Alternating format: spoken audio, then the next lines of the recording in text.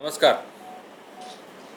कोल्हापूर उत्तर विधानसभेच्या निवडणुकीसंदर्भात बऱ्याच चर्चा, काही अफवा कोल्हापूरमध्ये सुरू आहेत आणि या संदर्भामध्ये भूमिका मांडण्यासाठी आपल्या सर्वांना इथं निमंत्रित केलेलं आहे. सर्व सन्माननीय पत्रकार बंधू भगिनींचं मी सहर्ष स्वागत करतो. गेले 2-3 दिवस वृत्तपत्रामधून, टी व्हीमधून वेगवेगळ्या पद्धतीच्या बातम्या येत आहेत.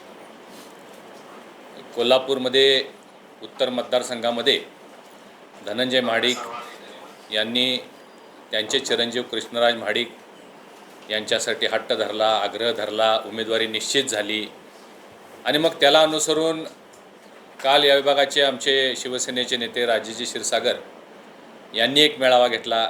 त्यामध्ये त्यांच्या काही कार्यकर्त्यांनी भावना आपल्या व्यक्त केल्या. आज भारतीय जनता पार्टीचे आमचे इथले नेते सत्यजित उर्फ नाना कदम यांनी आज संध्याकाळी एक मेळावा घेतलेला आहे आणि गैरसमज काहीतरी निर्माण होत आहेत असं दिसतंय आणि म्हणून या संदर्भात भूमिका जाहीर करण्यासाठी मी आपल्या सर्वांना बोलवलेलं आहे. पार्श्वभूमी आपल्या सर्वांनाच माहिती आहे. कोल्हापूर उत्तरची ही जी विधानसभेची जागा आहे, गेले 10-15 वर्ष शिवसेनेकडे ही जागा होती. 2019ला या विभागातून काँग्रेसचे आमदार निवडून आले. त्या ठिकाणी त्यांचं आकस्मिक निधन झाल्यामुळं पोटनिवडणूक लागली आणि त्या पोटनिवडणुकीच्या वेळेस आमचे सत्यजित उर्फ नाना कदम यांना भारतीय जनता पार्टीची उमेदवारी देण्यात आली. त्यावेळी त्यांना उमेदवारी देत असतानासुद्धा पक्षामध्ये काही मतमतांतर होते, परंतु आमचे नेते चंद्रकांतदादा पाटील, बावनकुळे साहेब आणि फडणवीस साहेब यांनी नाना कदम यांची उमेदवारी निश्चित केली आणि भारतीय जनता पार्टी विरुद्ध महाविकास आघाडी ही ती लढाई झाली. या निवडणुकीमध्ये पूर्ण ताकद भारतीय जनता पार्टी महाडिक गटानं लावली आणि नाना कदम हे जवळजवळ 80,000 मताधिक्यापर्यंत गेले. त्यांचा पराभव जरी झाला तरी गेल्या 2-2.5 वर्षामध्ये नाना कदम यांनी या उत्तर मतदारसंघामध्ये खूप मोठ्या प्रमाणात सार्वजनिक काम, सामाजिक काम, विकास काम या माध्यमातून संपर्क ठेवला. राज्य आणि केंद्र सरकारच्या ज्या योजना आहेत त्या तळागाळापर्यंत पोहोचण्यासाठी अनेक उपक्रम, अनेक कार्यक्रम राबवले.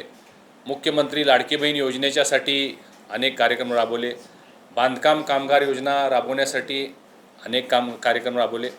त्याच पद्धतीनं तिथं असणारे आमचे माजी आमदार राजेजी क्षीरसागर यांनीसुद्धा या गेल्या 2.5 वर्षामध्ये कोल्हापूर उत्तर मतदारसंघामध्ये आजपर्यंत कधीही कामं झाली नव्हती. एवढ्या मोठ्या प्रमाणात प्रचंड विकास कामं केली.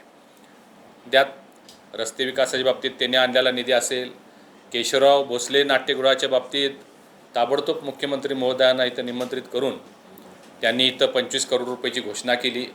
त्याचबरोबर पूर नियंत्रणाच्यासाठी एक मोठा निधी, कोल्हापूरमध्ये एक कन्व्हेन्शन सेंटर व्हावं यासाठीचा निधी, त्याचबरोबर क्रीडा संकुल व्हावं यासाठी प्रयत्न, अशी अनेक कामं जी प्रलंबित होती ती राजेजी क्षीरसागर यांनी पूर्ण केलेले आहेत.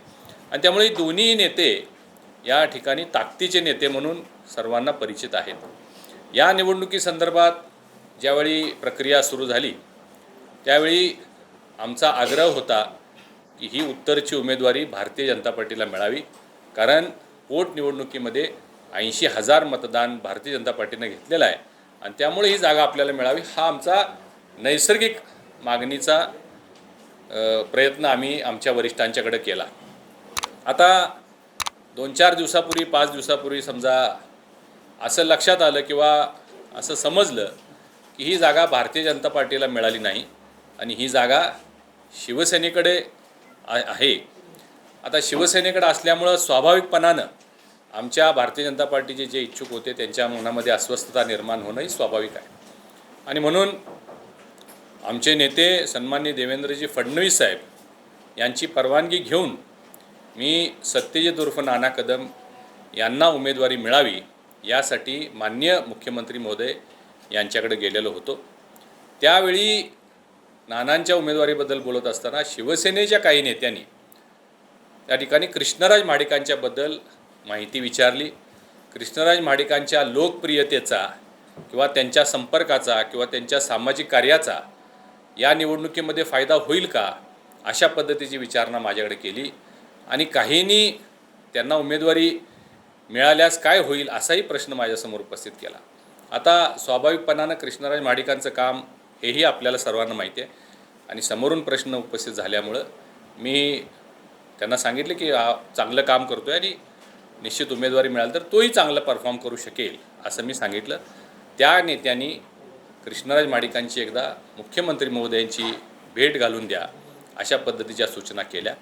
खरं पाहता सत्यजित कदम यांना उमेदवारी मिळावी यासाठी आम्ही गेलो.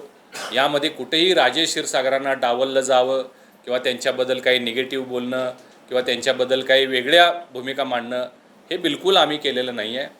एक आमचा कार्यकर्ता, ताकदीचा कार्यकर्ता नाना कदम हा गेले 5 वर्ष तिथं प्रयत्न करतो आहे, गेले 2.5 वर्ष खूप प्रयत्न करतो आहे आणि त्याच्या मनामध्ये भावना येऊनही माझ्यावर अन्याय झाला म्हणून मी त्याच्यासाठी तिथं गेलो होतो. आम्ही CM साहेबांना विनंती केली की नानाच कदमांचा सुद्धा विचार व्हावा. असं आम्ही म्हटलो नाही की तुम्ही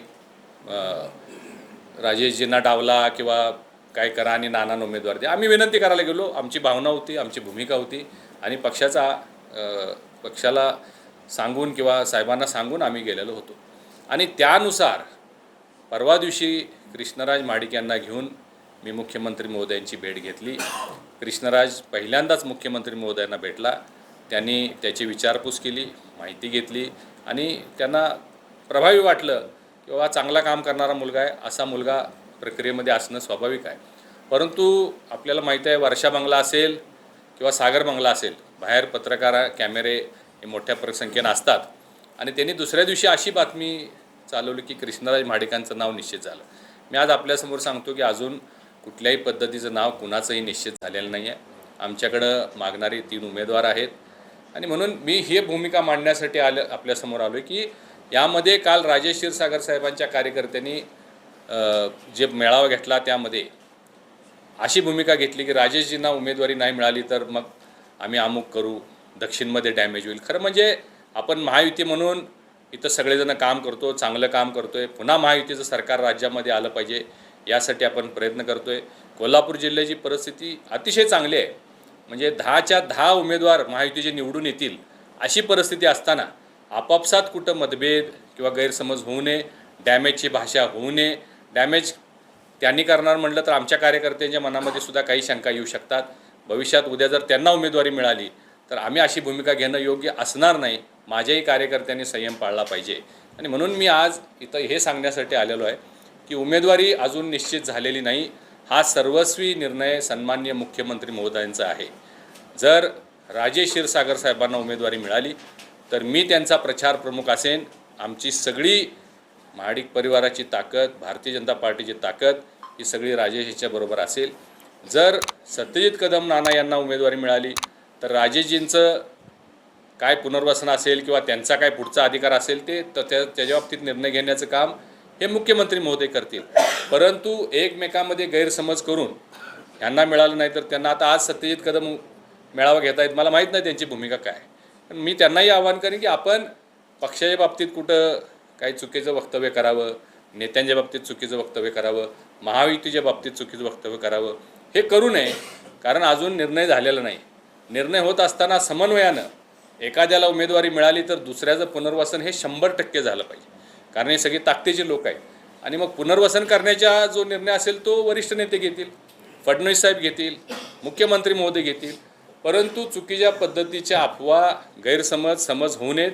कृष्णराज महाडिक हे तरुण आहेत, लोकप्रिय आहेत, युवा वर्गामध्ये, महिलांच्यामध्ये त्यांची पॉप्युलरिटी आहे, त्यांचं काम चांगलं आहे आणि म्हणून त्यांच्या बाबतीत सुद्धा कुठं गैरसमज लोकांच्या मनामध्ये होऊ नये. त्यांची उमेदवारी अजून निश्चित झालेली नाही. जो निर्णय महायुती म्हणून पक्ष देईल त्या निर्णयाबरोबर आपण सगळ्यांनी राहिलं पाहिजे. गैरसमज होता कामा नयेत हे सांगण्यासाठी मी आज आपल्या सर्वांना इथं निमंत्रित केलेलं आहे. या संदर्भात आपले काही प्रश्न असतील तर आपण विचारू शकतो. साहेब, कृष्णराज महाडिक